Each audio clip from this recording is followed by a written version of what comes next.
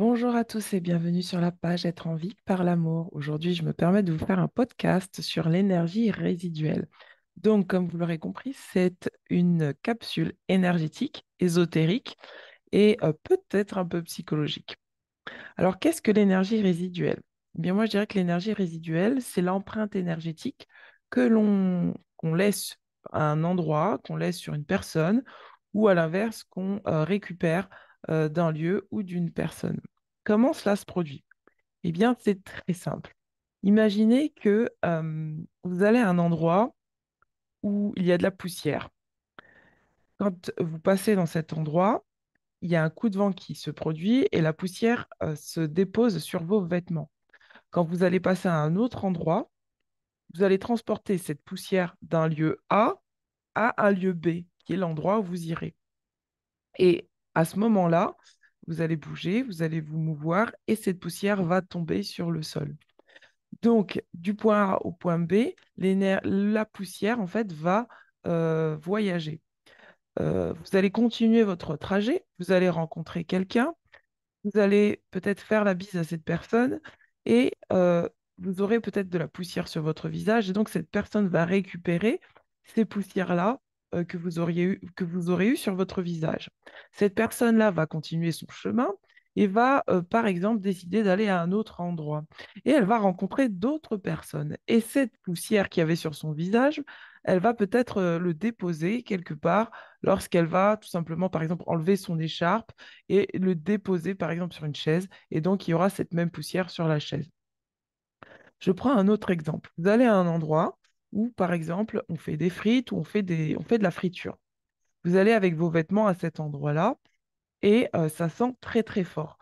Vos vêtements seront donc imprégnés de l'odeur de la pièce dans laquelle la friterie, enfin, comment dire, la cuisine se fera. Vous allez donc aller de cet endroit à un autre endroit. Quel que soit l'endroit où vous allez passer, vos vêtements seront tellement imprégnés de l'odeur que forcément les gens qui vous entourent sentiront l'odeur de la graisse brûlée, par exemple, si vous avez été à un endroit où on fait de la friture. Voilà, je cherchais le mot tout à l'heure. Eh bien, l'énergie résiduelle, c'est exactement ça.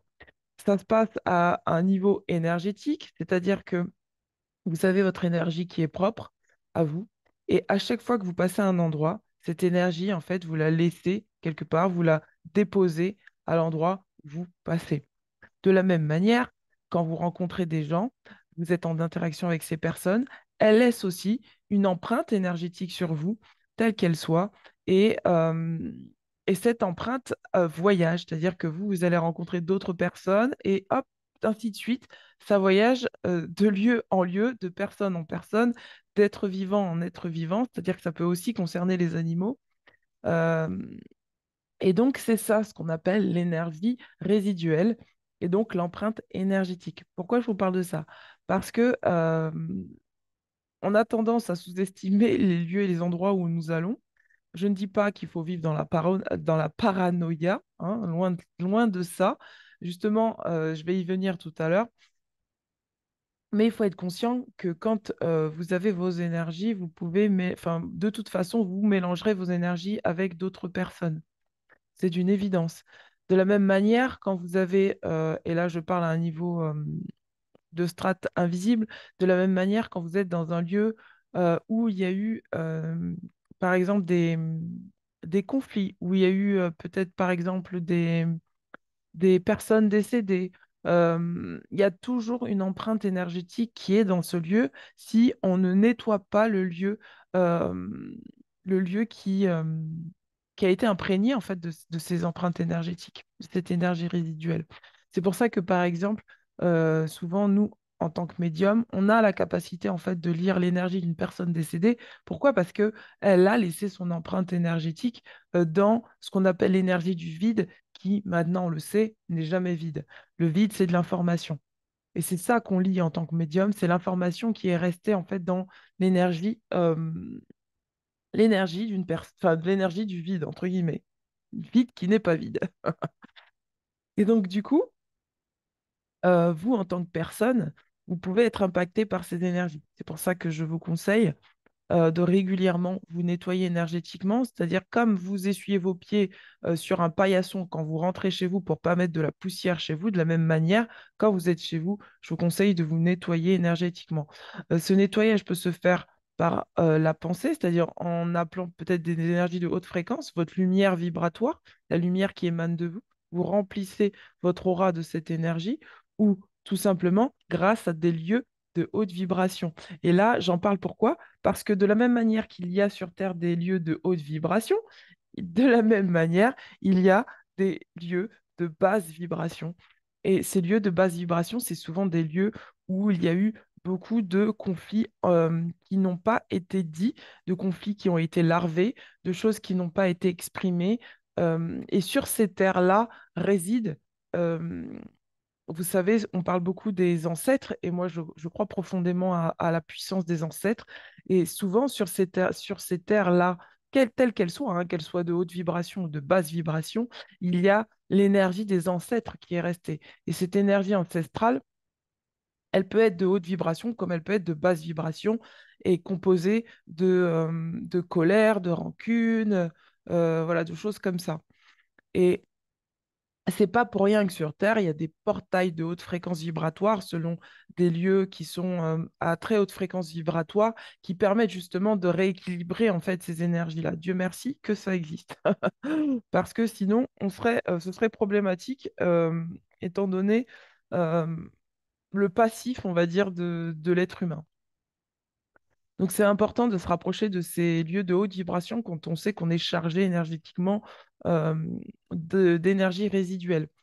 Ça peut être, par exemple, d'aller vous baigner à la mer. Ça peut être, par exemple, moi, je sais, par exemple, que là, dans l'Aude, et c'est assez paradoxal parce que dans la partie haute de l'Aude, je trouve que moi, je trouve que la fréquence vibratoire n'est pas très élevée par rapport à la basse partie de l'Aude, du côté de Rennes-les-Bains, où là, la fréquence, elle est vraiment élevée. Euh, Moi, je vous invite vraiment à ressentir avec votre énergie les lieux pour savoir quels sont les lieux de haute vibration ou de basse vibration. Sur un même territoire, on peut avoir les deux, hein. C'est-à-dire que vous pouvez traverser d'une rue à l'autre, avoir une haute fréquence vibratoire et d'un seul coup avoir une basse fréquence vibratoire. C'est vraiment à vous de travailler cette hypersensibilité-là pour pouvoir capter en fait capter ces lieux et capter les endroits où vous vous sentez bien ou les endroits où au contraire vous vous sentez affaibli. C'est important de se nettoyer énergétiquement. Après, il y a également ce que je voudrais rajouter, c'est la partie psychologique, c'est-à-dire que quel que soit le lieu où vous passez, vous avez aussi votre empreinte psychologique qui va potentiellement projeter sur ce lieu quelque chose de positif ou de négatif. Et c'est là qu'il va falloir s'entraîner à rester neutre par rapport à ce qu'on émet en fait nous-mêmes comme énergie. C'est-à-dire que ça ne veut pas dire que si vous allez passer dans des endroits où il y a des basses vibrations, que vous allez forcément baisser en énergie. C'est juste qu'il va falloir là rester neutre par rapport à ça pour ne pas continuer à réengrammer des énergies négatives sur ce lieu ou sur cette personne, par exemple. Il est possible aussi que, sans inconsciemment, hein, ça arrive à tout le monde, hein, de projeter des choses négatives sur quelqu'un qui peut-être déjà, euh, euh, qui a peut-être déjà une énergie qui est lourde, de reprojeter des choses négatives sur cette personne et qui fait qu'en fait, on va rajouter en fait une énergie résiduelle qui n'était pas à la base, mais qui va se déposer sur cette personne, se déposer sur ce lieu, etc., etc. Donc c'est important vraiment d'être en conscience par rapport à ça.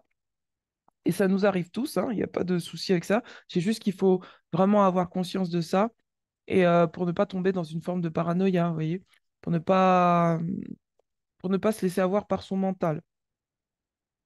Parce que nous ne sommes pas nos pensées, nous ne sommes pas nos émotions. Elles existent, c'est clair et net, mais on n'est pas obligé de s'identifier à ça, d'accord? Euh,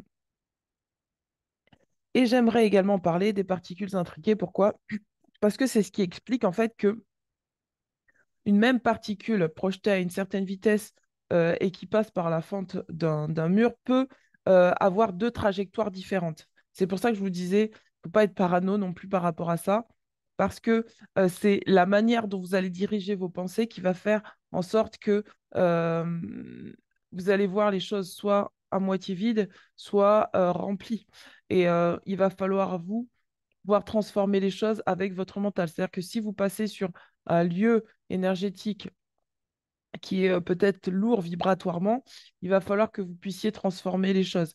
De la même manière, si vous allez à un endroit, vous rentrez dans une pièce où l'énergie est lourde, où vous sentez qu'il y a beaucoup d'énergie négative, il va falloir, entre guillemets, négative, hein, c'est encore un jugement, ou en tout cas des énergies qui sont, on va dire, gênantes pour vous, il va falloir vous transformer les choses, c'est-à-dire alchimiser les choses à l'intérieur de vous pour faire en sorte de ne pas euh, prendre la direction, ne pas vous laisser influencer par la direction de l'énergie résiduelle qui est dans cette pièce, qui est dans cet endroit, qui est sur cette personne. Elle existe, c'est clair, vous pouvez la récupérer, mais vous n'êtes pas obligé de la garder. Vous n'êtes pas obligé non plus euh, de prendre la direction de cette énergie-là. Non, vous pouvez tout simplement vous nettoyer énergétiquement et dire, ben, cette énergie-là, je n'en veux pas, je me nettoie, je me purifie. Et même si vous la transportez sur vous, vous pouvez, encore une fois, je vous disais tout à l'heure, aller dans des lieux énergétiques à haute vibration, faire des bains purificateurs, que ce soit à la mer, dans des sources, dans des rivières. D'ailleurs, je vous conseille, moi, c'est ce que je conseille beaucoup en fin d'année, c'est de ne pas hésiter à, si vous avez la possibilité de vous rapprocher des sources d'eau, de vous rapprocher, enfin moi je sais que je le fais chaque année, c'est-à-dire que soit en fin d'année, en toute fin d'année, soit en début d'année, je vais prendre un bain de mer purificateur. C'est le bain de fin d'année, j'appelle ça le bain de fin d'année ou le bain de la nouvelle année où là, je m'autorise en me baignant, à me nettoyer justement de l'énergie résiduelle de l'année précédente. C'est-à-dire que même sur les années, on peut transporter une énergie résiduelle d'une année à une autre.